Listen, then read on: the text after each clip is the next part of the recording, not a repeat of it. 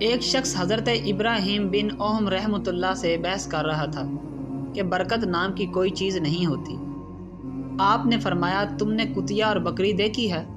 کوئی شخص بولا، ہاں۔ آپ نے اس شخص سے پوچھا، کتیا اور بکری میں زیادہ بچے کون جنتا ہے؟ وہ بولا، کتیا۔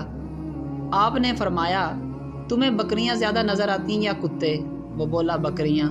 حضرت ابراہیم بن اوہم فرماتے ہیں، حالانکہ بکریاں ذبح ہوتی ہیں مگر پھر بھی کم نہیں ہوتی، تو کیا یہ برکت نہیں ہے؟ اسی کا نام برکت ہے۔ پھر وہ شخص بولا، ایسا کیوں ہے کہ بکریوں میں برکت ہے اور کتوں میں نہیں؟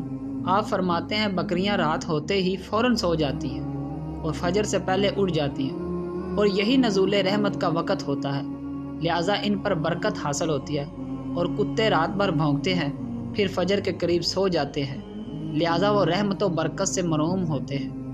بس یہ غور و فکر کا مقام ہے۔ آج ہمارا بھی یہی حال ہے۔